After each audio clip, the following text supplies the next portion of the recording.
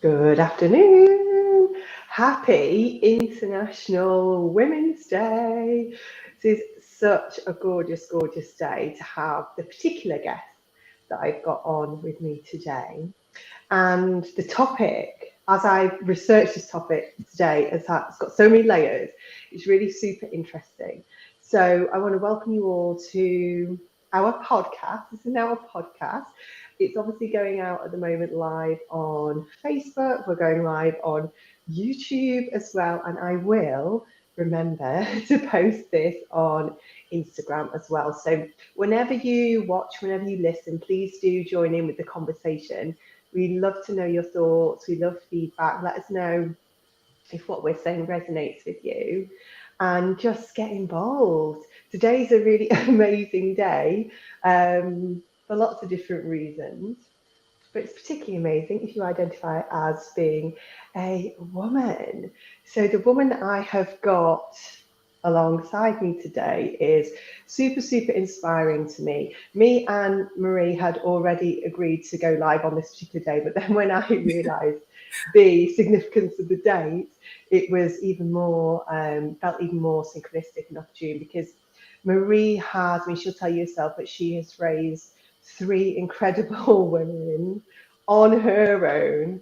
She is the most uplifting, energetic, like your vibe, Marie, is just so gorgeous. And you're going out into the world, you're up against it, you've been up against it a lot in your life, I know. But you're absolutely smashing it. You make such a big difference to everybody's life that you touch, even from just, like I say, just your energy, but your wisdom, your fitness, and that kind of side. If you've got this gorgeous sparkly energy, so I'm super proud to have you on with me today. Do you want to just quickly just introduce yourself and let me know, or let everyone know, how we can find you? So we've done that bit before we run out of time. Okay, so I'm Marie. I run Exhale with Marie, and I'm located in Staffordshire, running Exhale sessions across the county and also going into workplace, online, and running extended events and workshops as well. So you can find me on Instagram, Facebook under Exhale with Marie, and also on LinkedIn, Marie Shaw Exhale.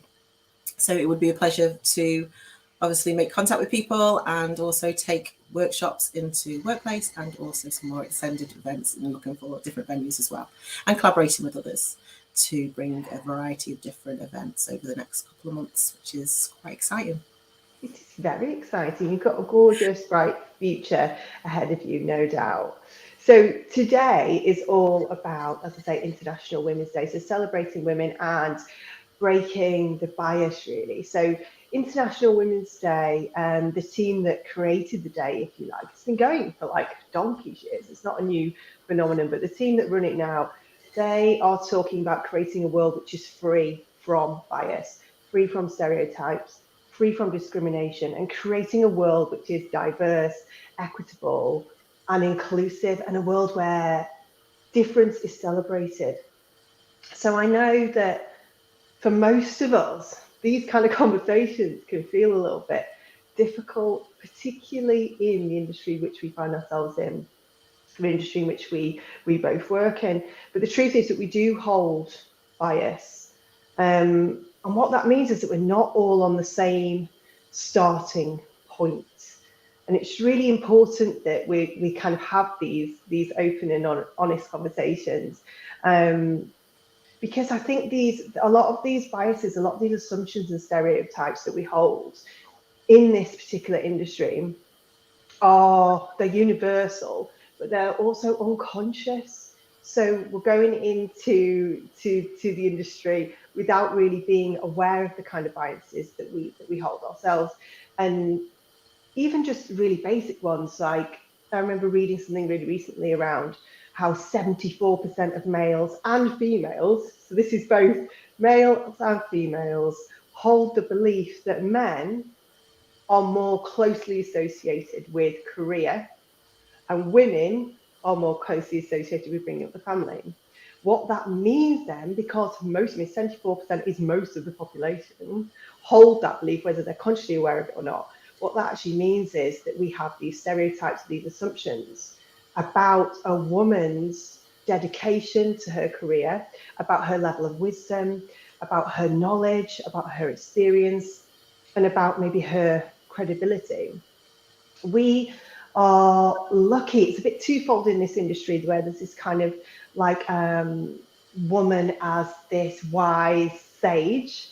That's great. That's coming through really strongly. But there is kind of also at the same time this image of guru as male. So that's kind of what I want to get into today, really, is how do we actually, if that is the landscape, those are the, we've already got these gendered attitudes and assumptions that are universal, but in our particular industry, we've got this kind of male, this guru, right, going on as well. So I want to ask you, Marie, first of all, before I go into it, I've got so many notes, and I know I will talk and talk and talk, so I'm going to hand it over to Marie first of all. Have you felt or have you noticed any bias within the industry? Like, has anything held you back in terms of the way that you show up as a woman in the wellbeing and the spiritual space? Yeah, and I suppose thinking about it, whether it's International Women's Day or beyond that, because obviously women should be being celebrated throughout. We shouldn't need a designated day just to celebrate that. But also, I think from my point of view as being a woman of colour in the wellbeing industry, a lot of things that hold me back is basically being a woman of colour, and you're going into an environment that is, I say predominantly, in my experience of the wellness industry, is that it's predominantly white women. So as I am putting myself out on social media, I'm always trying to show up as myself. So I love to dance, I love to keep fit and everything else, but and there'll always be a part of me that goes through a filter. If, say for instance, if classes aren't booked, are they booking because I'm a woman of colour? Is it because our energies don't connect? So you go through all these different filters, which then can perhaps minimize how you do turn up as well. So yeah, especially, I mean, I'm in an area that is predominantly white as well, so you've got that kind of potential barrier, it could be, but I try to turn up as I am for myself, and then hope that my energy goes beyond the elements of colour and beyond being a woman and everything else. So all I can do is just be honest and true to myself, really. So that's what I try to bring to the forefront with all my social media. Yeah, and you come across so beautifully. And I think if that, you know, there'll be people listening that are wanting to start out in this kind of career. And I feel like you are a really good example of literally, this is who I am. And I know you personally, so I know that what is going out there is absolutely 100% who you are. And I think that it takes a lot of bravery, a lot of courage, particularly in your position, as you say, as a woman and as a woman of colour in the predominantly white focused industry, you know. So I think you're doing incredibly well, and I think it's just having that it feels quite liberating, quite free to just sit with, like, do you know what, this is going on. I have got that element of self-reflection, which you've mentioned yourself, but you know, like, I'm choosing to believe that this is going to work out for me. And I think, you know, the testimonials that you've got, the reviews that, and me watching you, I was going to say perform, it does feel like a performance when you lead meditation, but you particularly, you know, you're smashing it. You're doing really, really well. I'm super, super proud of you. I wanted to talk a little bit around how I think we have this own internal bias. It's interesting that you've picked up on that yourself. Like, sometimes you're second guessing yourself. You're like making assumptions yourself, I suppose, around how your message is being received. And one of the ways that I know that I've done that personally, you know, and I've got it a lot easier than you, but I'm going into a corporate setting, for example, and I will know that I'm a woman. So because a lot of the corporate settings, again, my assumption, so my bias is that all the men that are there, that are turning up, are there because they're being forced to. They don't really want this woo-woo mystical lady to be teaching them, you know, but that a lot of that is my bias. But what I found really interesting in myself is that I then go in really fact heavy. So I'm like, I'm all about the science. I have to prove that I am like worthy of having this platform. I have to prove that I'm worthy of having your attention. And I imagine that for you, you've got a whole nother layer on top of that. Like there's this sort of like internal, whether it's conscious or not, that you've got to kind of prove yourself. So I feel like I noticed in myself that I like I play down parts of my messaging, parts of my teaching. I definitely play down the spiritual aspect. But the irony is that we all have this universal need for spirituality. You know, whether that be in a like a more formal practice like what we have with our meditation practice, or whether that be, you know, just a sense of hope, sense of spirit, sense of something that's just bigger than you or I alone. We all need that. So I'm actually doing those people and those men a disservice by filtering and adapting what I'm saying because of my bias. And maybe it is true, some men will be like, that's a woman, she probably doesn't know what she's on about, probably doesn't know the science behind it, you know. I'm sure that there are some blokes that have sat down with me and thought that same thing. That's okay, it's coming both ways. But I just find it. How do you find, how you touched on it as well? How do you keep yourself true? Like, do you have any advice for anybody that like feels that pullback, feels that desire to filter themselves? What would be a top tip to kind of keep, just one, if you can think of anything? What helps you keep showing up as you?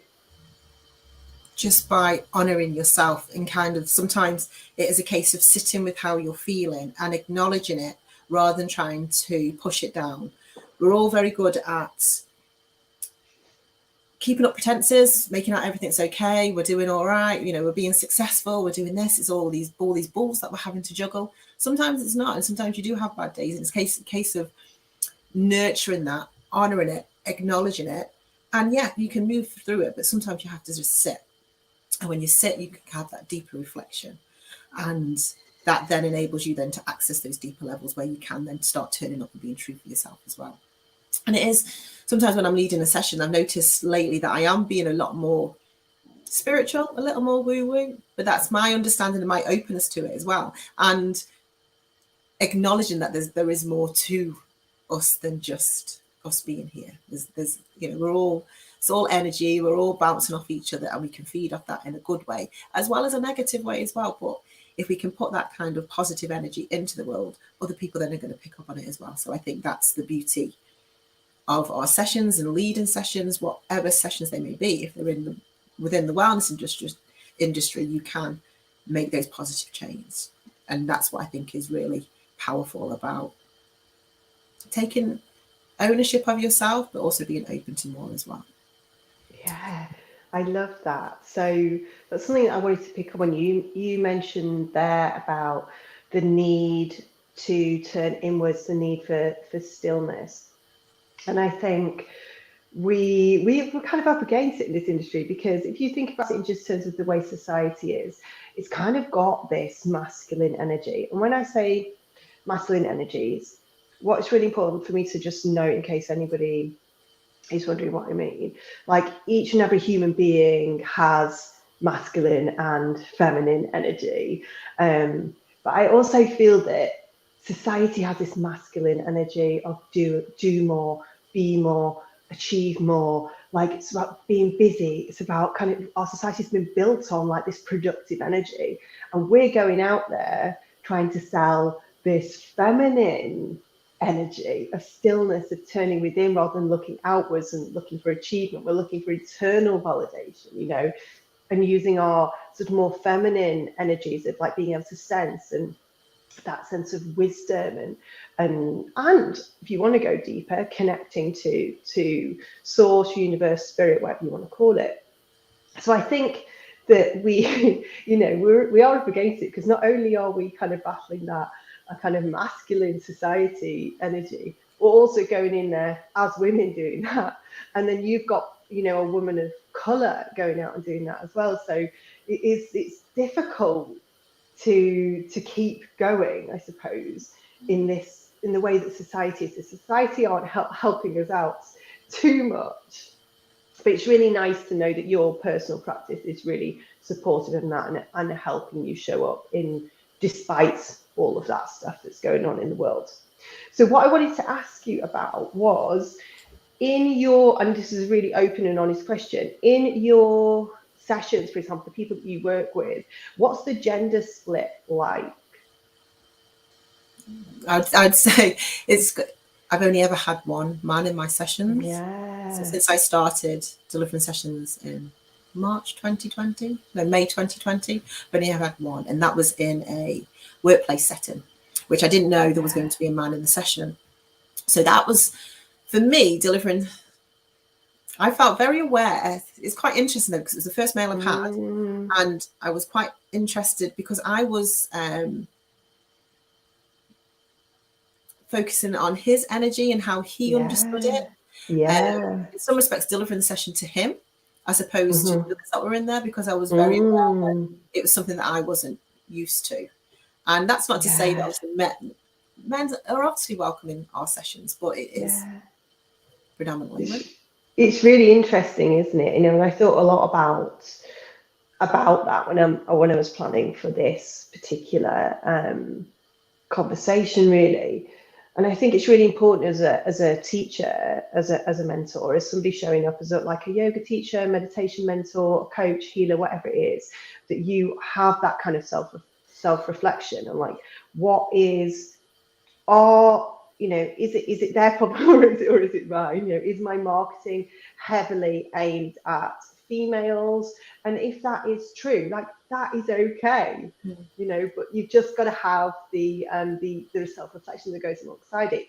I know personally that a lot of the instructors, and I know you're probably, it's probably true for you as well, that we wanted to create safe spaces that amplify women's voices, and that is absolutely okay. And I have been challenged a few times around, your marketing is like too feminine.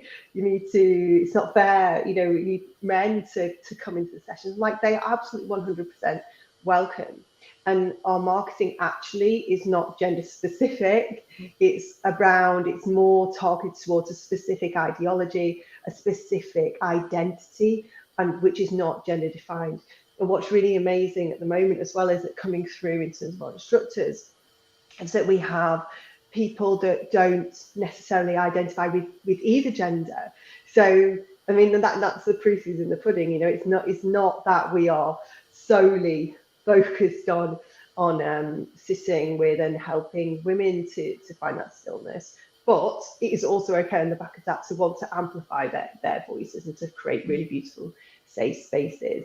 And as I say, there's that kind of society is set up for busyness, so we wanted to create that space that was stillness, was going against the grain. It's a more feminine energy anyway, so it makes sense that more women would come. But this is what's quite interesting. So when I look at the people that I followed in terms of people that I consider to be role models for me when I've been setting up my business in this particular space, although the vast majority of people that practice yoga and that go to wellness festivals and that go to wellbeing events and go to our type of classes do identify as women, the key role models that I was following were all men. So we're like Deepak, we do love a bit of Light Watkins, but he's male.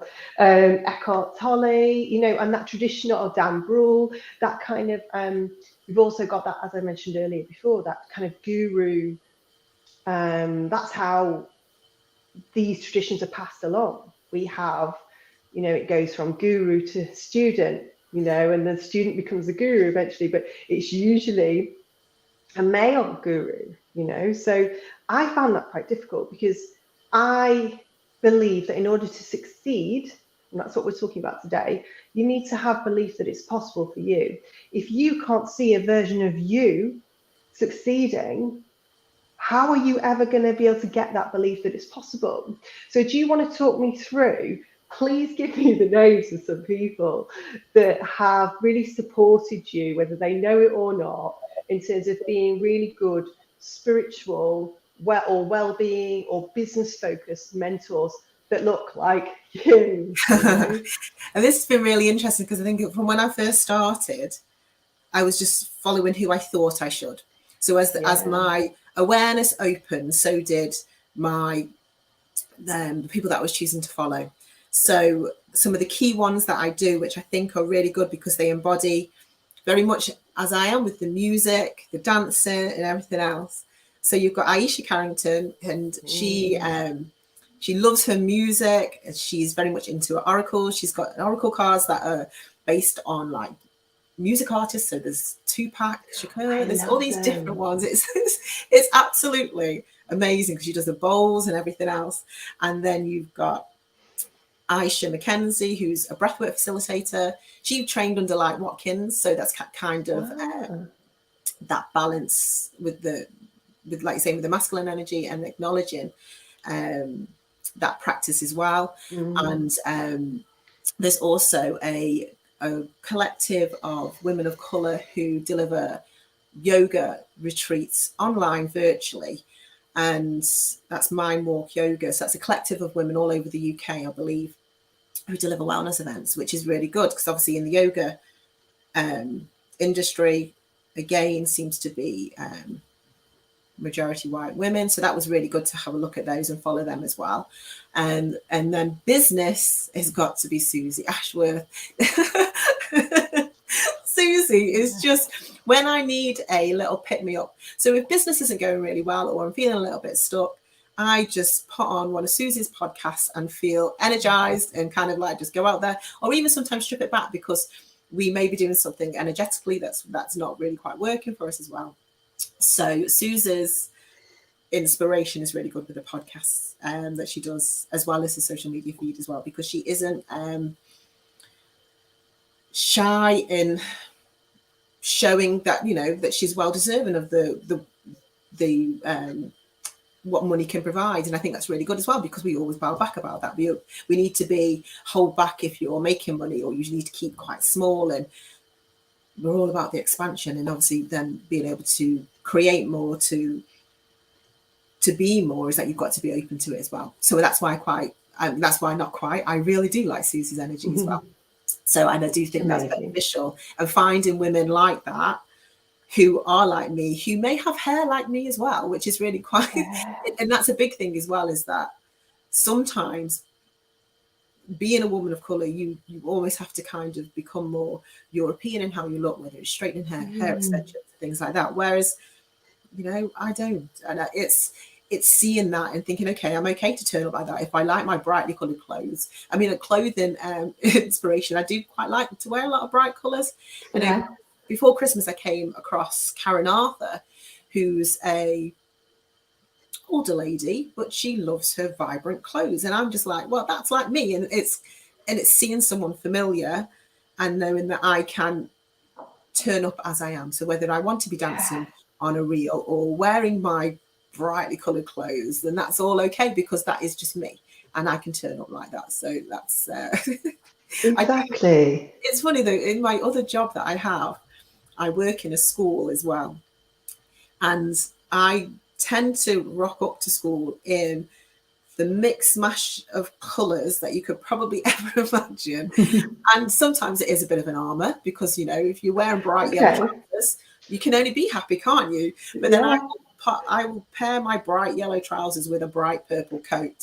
And the amount of compliments I get from students and passerbys, and it's just that kind of, you know, I am what I am. I like my colours. My lounge is decorated the same as my favourite colours. So it's kind of taking inside out and embracing it and just go with it. It's beautiful, and it really does come through. Like I keep saying, everything you do is a true extension of who you are, and that can only be a really, really positive thing. So now we've got some amazing role models to go and seek out and follow. I've been writing them down, but Susie, as you know, Susie was my very first coach, I think, or maybe my second coach, but she basically helped me create Excel. So she's a phenomenal lady. And I do think that is my advice to everybody as a woman.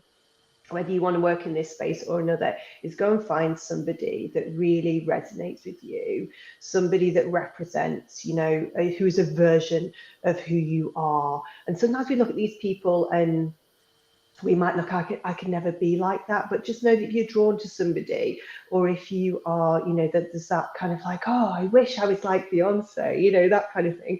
It's almost as if I understand it as, you know, they wouldn't even be in your awareness. You wouldn't be drawn to that person. You wouldn't be hovering over their social media feed, for example, if there wasn't an element of them or a part of their energy that absolutely aligned and matched with yours. You know, their vibration matches with yours. Otherwise, they wouldn't be in your awareness. It's about like fully leaning in and being like, actually, if I was the true expression of who I am, I probably would be more like that, you know.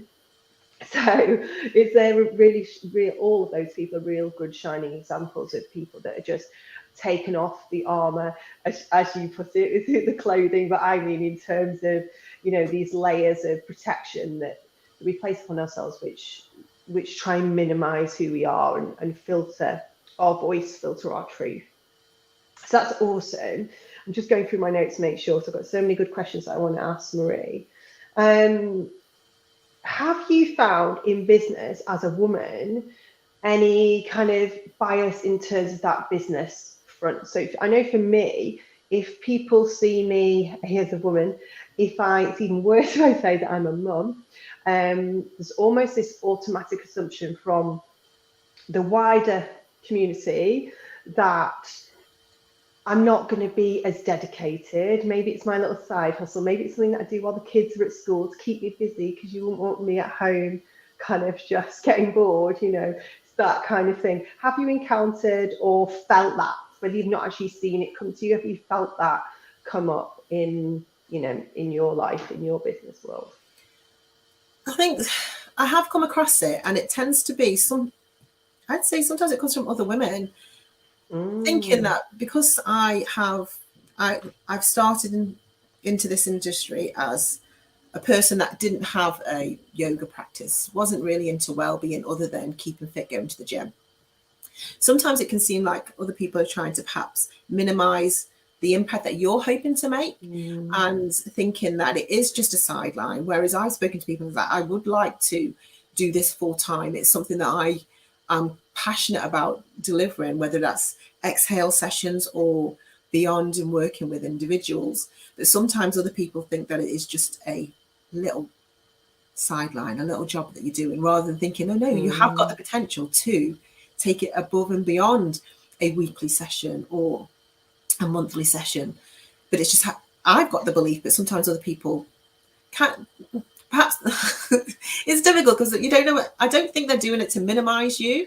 I think they just don't. Perhaps they don't value what it is that we do.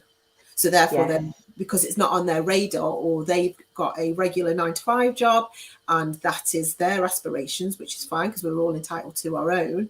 And they then perhaps can't foresee anything else other than that regular 9 to 5. Whereas our jobs aren't 9 to 5. You could be sending emails at 11 o'clock at night. You could be having to dash off to see a venue or on a, emailing prospective workplaces. It's all, we're jack of all trades, aren't we? Really, we're social media experts. We're business proposals.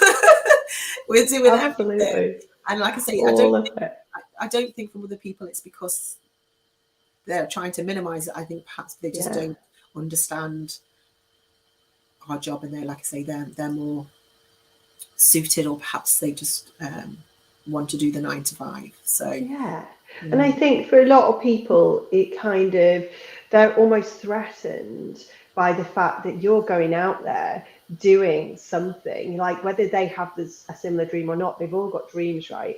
And you've chosen to take action towards it. And I think sometimes other women, and probably men as well, kind of see that as like a threat to their own kind of belief system, or their kind of, everyone is a mirror to each other, aren't they? So when you're showing up, like literally I'm taking steps towards making my big dreams and my big vision come true, I look at that as someone who hasn't taken those steps, and actually, it's staring me in the face. Like, you have the opportunity to do this, but you're choosing not to.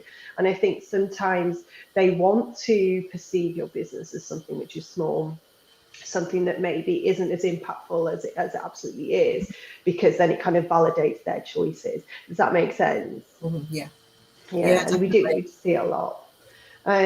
So last few minutes, because we've been on half an hour, and I was like, I really want to keep it just a half an hour session. But I really wanted to ask you, like, if you've got three beautiful, beautiful daughters, what would your advice be to them, regardless of business, regardless of well-being, spirituality, as a woman? What advice?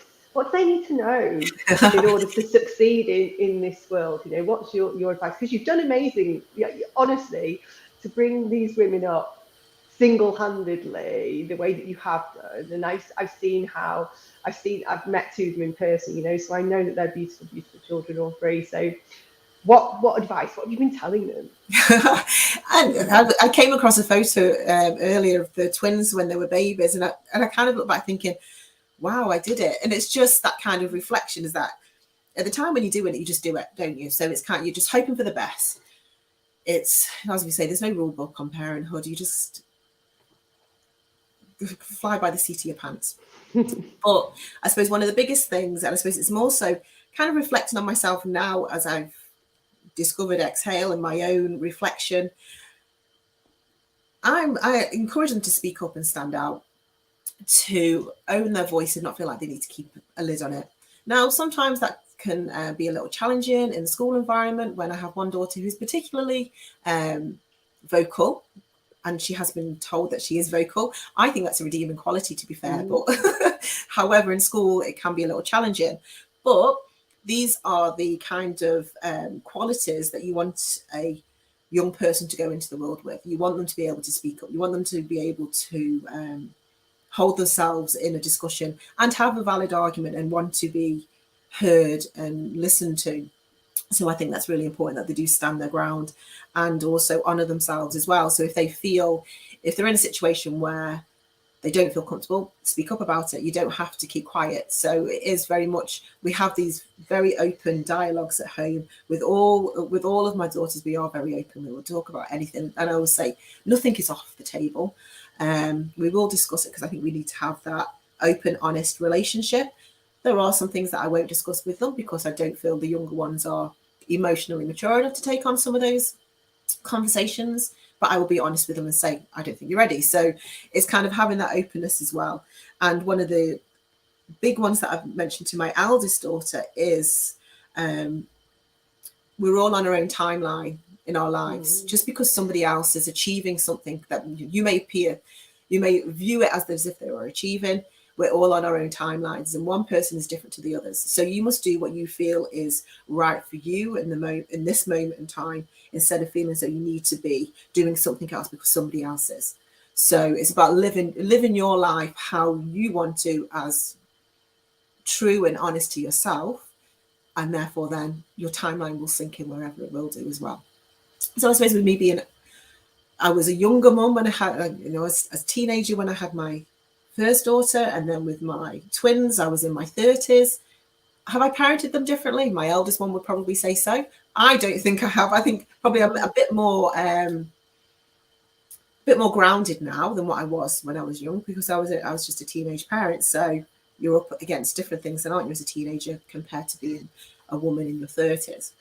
So that, like I say, I've parented them, I think the same. They may say differently, but it's about mostly just standing for what you believe and doing what feels comfortable and right for you, rather than comparing yourself to others. So that's been a big one, especially this last week as well, where we've had some discussions at home about them wanting to fit in with the bigger crowd and wanting to assimilate and things like that. And it's about having the courage to sometimes stand apart from everybody else and think that's okay as well. You haven't got to follow everybody else because you want to fit in.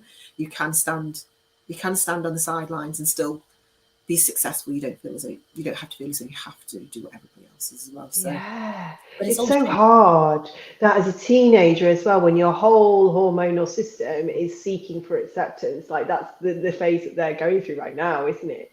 You know, where their whole body is seeking acceptance from the tribe, because we are tribal creatures, aren't we, human beings?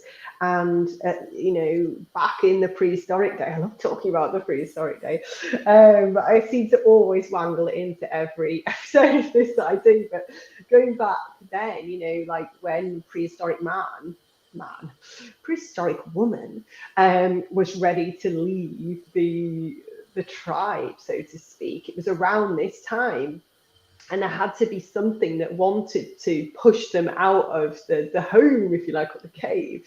And so our whole bodies are seeking this kind of sense of acceptance, a connection to others, and it really floods your system at this point. So to have you as a role model who is literally living and breathing that, because you know the way that you show up on your stories, the way that you present yourself, the way that you're putting those clothes on, the way that you know you're holding yourself in environments and circumstances that aren't necessarily particularly easy or comfortable, you know, you really are, even without having to say anything to them, that is how they're learning, isn't it? You know, so it's just like you said, walk alongside them, let's talk, keep the conversation open, and I suppose allowing them to go out and find their values themselves, you know, and working out what, listening to their bodies. That's another thing that I know you're really good at teaching them. You know, we can feel what our values are through our bodies. You know, we can feel like that tightness in the tummy, or that kind of like sense of closure around the throat, you know, when you're in circumstances that aren't particularly serving you or aren't aligned with your values. We can feel that in our bodies. So to have you as a mum and as a woman in their lives is perfect. You're doing an amazing job. So I wanted to thank you, Marie, for joining and having these kind of conversations. I love all this kind of stuff. It's really, really important in the spiritual and the well-being space that we have these kind of conversations around women of colour, around just women in general. And I just wanted to close really by just inviting anyone who is starting out in the industry, or anybody who is like just open to learning and growing and developing in the industry. I just wanted to say really that it's so important that we have this element of self-reflection. Every question I've asked Marie, her first response was, you know, I've sort of thought about it.